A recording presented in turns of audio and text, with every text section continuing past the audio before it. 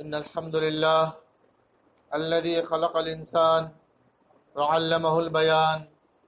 صلى الله تعالى على خير خلقه محمد وعلى آله وأصحابه وأزواجه وذرياته وأهل بيته أجمعين. أما بعد، فأعوذ بالله من الشيطان الرجيم. بسم الله الرحمن الرحيم. إنما التوبة على الذين يعملون السوء بجهالة. صدق الله العظيم. وقال النبي صلى الله عليه وسلم: كل بني آدم خطاؤون وخير الخطائين توابون، او كما قال علیہ الصلاۃ والسلام. معزز سامعین، اللہ تعالیٰ قرآن کریم میں فرماتے ہیں کہ الا الذین تابوا واصلحوا وبینوا فاولئک اتوب علیہم وانا التواب الرحیم، کہ جو لوگ اپنے اوپر ظلم کیے ہیں، گناہ کیے ہیں، ایسے جب اللہ کے حضور حاضر ہوتے ہیں اور توبہ کرتے ہیں اور توبہ کرنے کے بعد اصلاح کر لیتے ہیں. اصلاح یعنی آنے اور اگلے جو زندگی ہے اس کو سنوارتے ہیں، پچھلے زندگی کی طرح اس کو خراب نہیں کرتے. تو اللہ فرماتے ہیں کہ میں اسے کی توبہ قبول کرنے والا ہوں. اور فرمایا انما التوبۃ علی الذین یعملون السوء بجہالہ ثم یتوبون من قریب فاولئک یتوب اللہ علیہم وکان اللہ علیما حکیما، کہ توبہ ان لوگوں پر اللہ تعالیٰ ایسے لوگوں کی توبہ کو قبول کرتا ہے جو کوئی غلطی جہالت میں نہ انجانے میں کیا ہو، جان بوجھ کر نہ کیا ہو، پھر اس کو احساس ہوا کہ مجھ سے یہ غلطی ہو گئی، اب اللہ کے سامنے آ کے معافی مانگ رہا ہے. اور توبہ کہتے ہیں کہ جو کچھ کیا ہو اس پہ شرمندہ ہو کہ ہم سے یہ غلطی ہو گئی، اس کے دل میں احساس ہو اور اس طرح نہ کرنے کا ارادہ کر لے، وہ غلطی کی تلافی کرا لے اور مستقبل میں فیوچر میں پختہ ارادہ کرے کہ اس کو نہیں کریں گے، اس کے طرف نہیں لوٹیں گے، تو یہ توبہ کہلاتا ہے. صرف یہ کہہ لے کہ اور دوسرے جو انداز ہم لوگوں نے اختیار کر لیے توبہ کے، وہ اس سے توبہ نے اس کو نہیں کہتے. دل کے اندر ہو کہ ہم سے یہ غلطی ہو گئی، ہم اس پہ شرمندہ ہے، روئے، گڑ گڑائے، اللہ سے معافی مانگے اور یہ ارادہ کرے کہ اللہ ہم آج کے بعد یہ گناہ دوبارہ ہم نہیں کریں گے، سرزد نہیں کریں گے. اگر کسی وجہ سے پھر ہو بھی جائے بتقاضا بشریت تو پھر توبہ کرے، پھر اللہ کے سامنے معافی مانگے. حدیث میں ہے کہ ایک شخص اللہ کے رسول کے سامنے حاضر ہوا اور کہ اللہ کے رسول، ہم میں ایک ایسا آدمی ہے جو گناہ کرتا ہے، گناہ کرنے کے بعد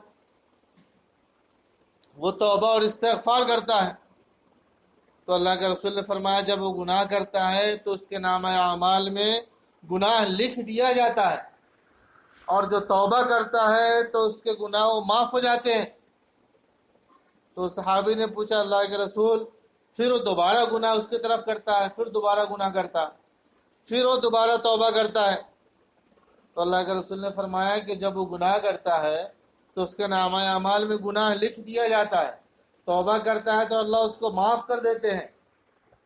اور آگے فرمایا کہ اللہ تعالیٰ تھکتے نہیں ہیں، تم توبہ کرتے تھک جاؤ گے، اللہ معاف کرتے کرتے نہیں تھکتے.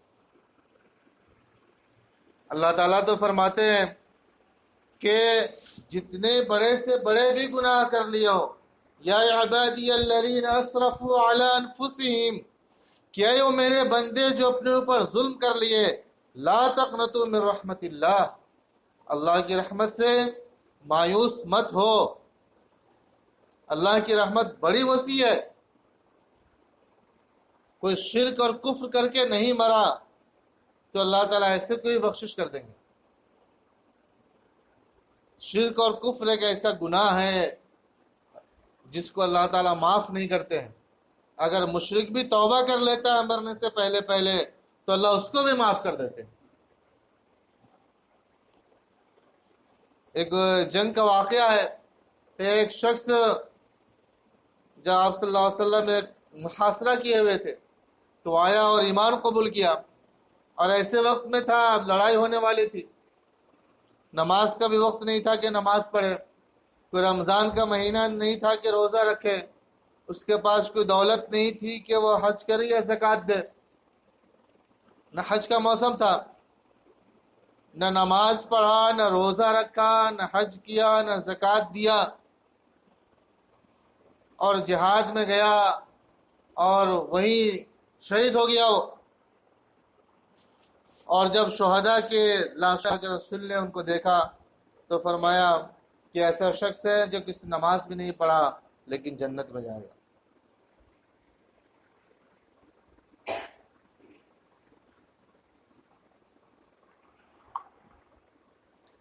تو توبہ جب انسان کر لیتا ہے تو اس کے پچھلے گناہ معاف ہو جاتے ہیں اور پھر آگے سے زندگی اس کی لکھی جاتی ہے۔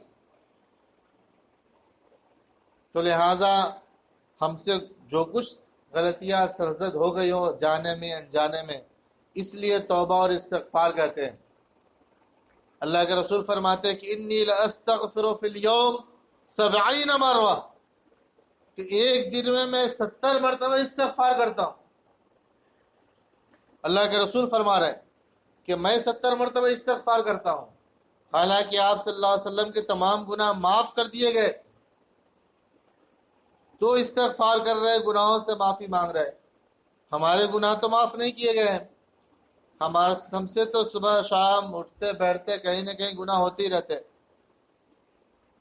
پھر ہمیں کتنا زیادہ استغفار کرنا چاہیے، اللہ سے کتنا زیادہ معافی مانگنا چاہیے۔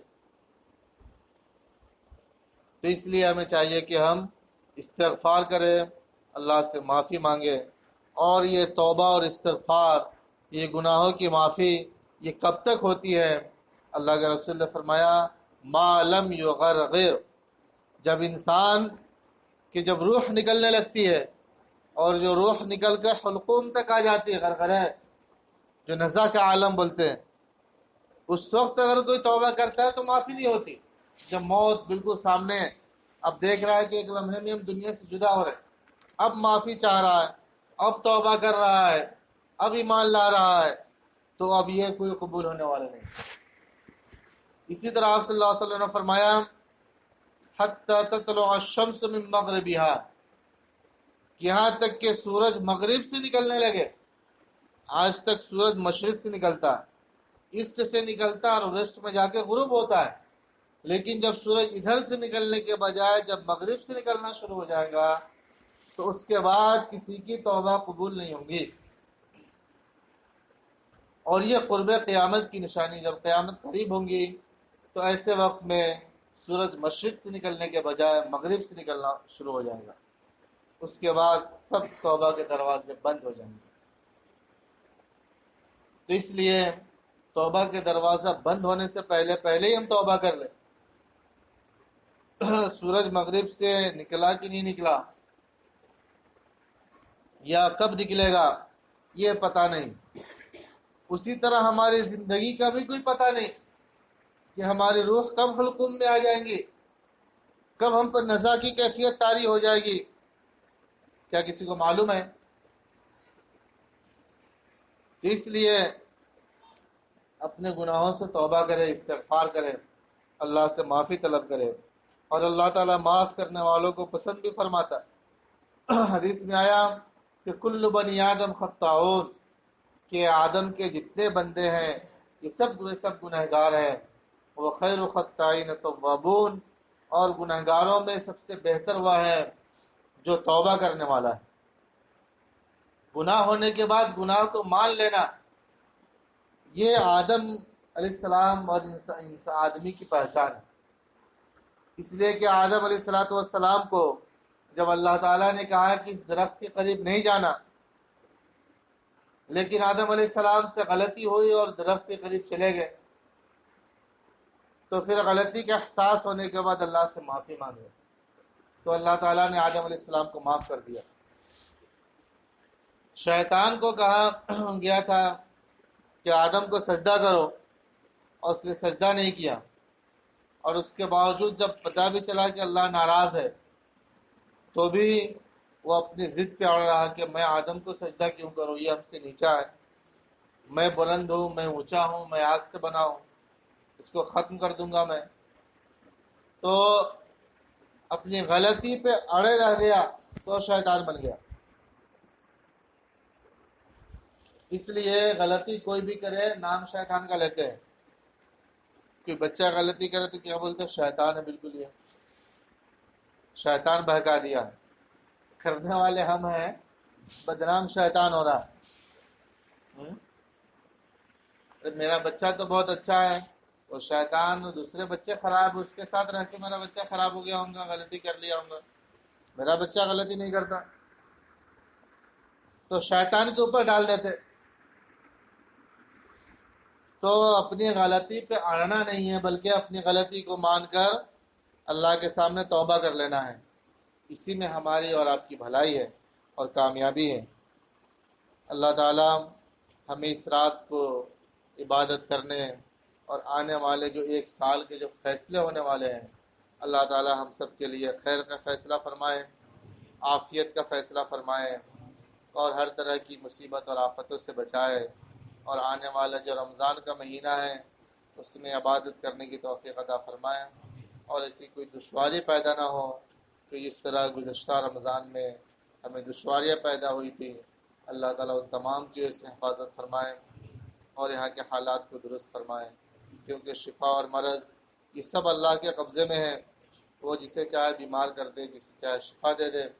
اللہ ہم سب کو تمام ہر قسم کی مصیبتوں سے حفاظت فرما، ہر مصیبتوں سے ہماری حفاظت فرما، ہر قسم کی بیماریوں سے حفاظت فرما.